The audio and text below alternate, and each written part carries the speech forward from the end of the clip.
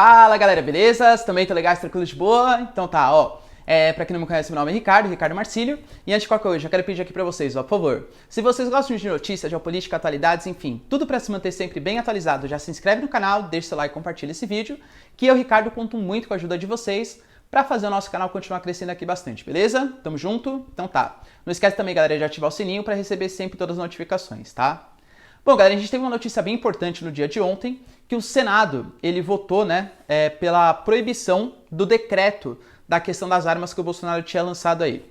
Pra gente entender, galera, o Bolsonaro, ele é um cara que ele, desde a sua campanha eleitoral, ele falou que ia facilitar tanto o porte quanto a posse de armas. Quando eu falo pra vocês da posse de armas, como que funciona? A posse de armas é você poder manter a arma em casa ou no estabelecimento comercial. O porte de armas seria você poder carregar a arma consigo, essa é a ideia, tá?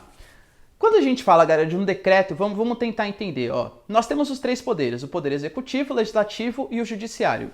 O executivo, ele executa as leis, o legislativo, ele legisla, né, ele cria e vota as leis, e o judiciário, ele julga se as leis estão sendo bem cumpridas ou não, teoricamente de maneira imparcial. Percebam, galera, que juiz é o único desses cargos que você não vota, porque o juiz não tem que agradar a população, o juiz ele tem que julgar de acordo com a Constituição que o poder legislativo fez. Estamos entendidos? Beleza.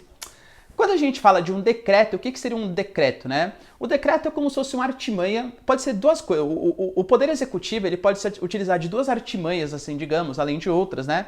Para poder legislar, para poder criar uma lei. Uma seria um decreto. Um decreto é quando existe uma lei já consolidada sobre o assunto, e aí ele vai lá dar uma mudadinha naquela lei. Ele não pode mudar muito, senão ele estaria legislando, né? Mas ele adapta a lei, digamos assim, para as necessidades atuais da população. Então, um decreto seria uma medida que o Poder Executivo faz para modificar ou para adequar a lei à nova realidade. Ele pode usar uma medida provisória também. A medida provisória, ele cria uma lei que tem validade durante 120 dias, até o Congresso votar se a lei pode acontecer ou não. Beleza.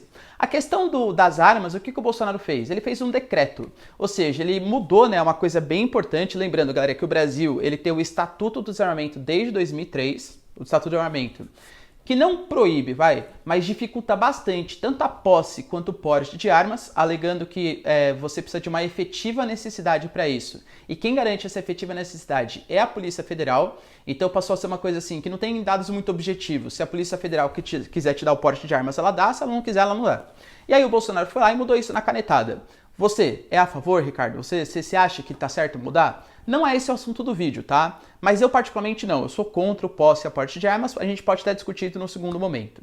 Mas a questão é, uma coisa tão importante assim, ela não pode ser decidida na base de um decreto. Galera, uma lei, ela é muito mais forte do que um decreto. Então o Bolsonaro, ou ele é muito mal assessorado, né, e desconhece muito as leis, ou tá querendo fazer uma pequena pressãozinha, querendo agradar o seu eleitorado e desconsiderando que existe todo um risco constitucional num Estado democrático de direito. Se você quer realmente mudar a questão do porte e do posse de armas, isso não é feito por meio de uma adequação da lei, que seria um decreto.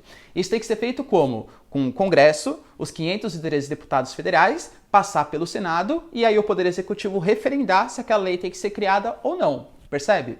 Então o que ele quis fazer, na minha concepção, foi jogar para a torcida, falar, ó, eu prometi durante a campanha, de maneira errada, porque ele não pode fazer isso, tá? Mas eu prometi que ia ter a liberação do porte e do posse de armas. Eu não fiz porque o Congresso não deixa. Então, população, ó, protesta contra o Congresso, que esses caras estão boicotando minha medida. Galera, de verdade, do Senado, a gente teve a votação, né? Acredito que grande parte das pessoas que votaram pela não liberação do decreto do Bolsonaro, eles não são contra a posse e o porte de armas, mas eles são contra da maneira como foi feito. Esse decreto que legisla tanto, isso fere o princípio da democracia dos três poderes. O decreto é um artifício constitucional que é utilizado assim para agilizar processos, não para você ficar legislando. Porque senão, galera, convenhamos, algumas falas do Bolsonaro são bem preocupantes, né? Ele falou há dias atrás, por exemplo, que ele se preocupa muito mais em agradar a população do que agradar o Congresso. Na verdade, não foi bem essa fala que ele falou, mas assim, digamos que ele falava que ele governa pensando na população e não pensando no Congresso. Ou seja, ele meio que coloca o Congresso como se fosse um cara que está atrapalhando ele a governar e a população fosse quem realmente deveria ser ouvida. Creio eu que não toda a população, né? A população que votou nele, que é para quem ele efetivamente governa. E isso é uma característica de quem não respeita as instituições democráticas. Ou seja, eu não tenho que respeitar o que o... Galera, as pessoas que foram eleitas, tanto o Senado quanto os deputados federais, eles foram eleitos pela mesma urna que elegeu também o Bolsonaro. Eles participam sim da nossa democracia. Então, se eles não querem legalizar o porte e a posse de armas, beleza. Azar de ser o Bolsonaro, você não é um ditador. E azar das pessoas que votaram no Bolsonaro querendo isso. Por quê? Porque elas deveriam saber que foi uma promessa que ele não poderia cumprir. Por quê? Porque não é constitucional ele criar e executar, falar que não existe o Estatuto do Desarmamento. Tem que passar por todo o Congresso. Outra coisa é que ele se vale de um referendo que aconteceu lá em 2005.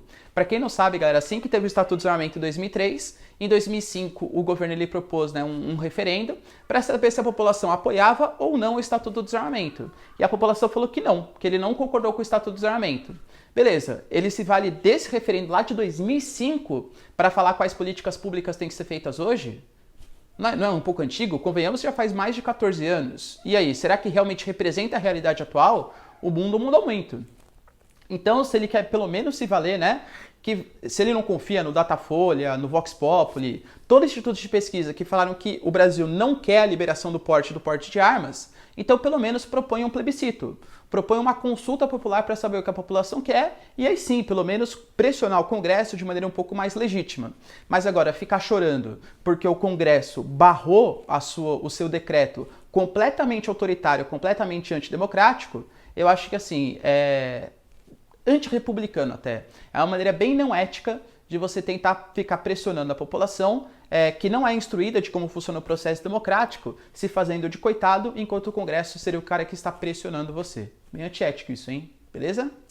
Então tá, galera. Então se vocês entenderam o vídeo, se vocês curtiram, já deixa seu like, se não, deixa nos comentários a sua opinião. E é isso aí. Beijos, abraços e tchau. Até mais.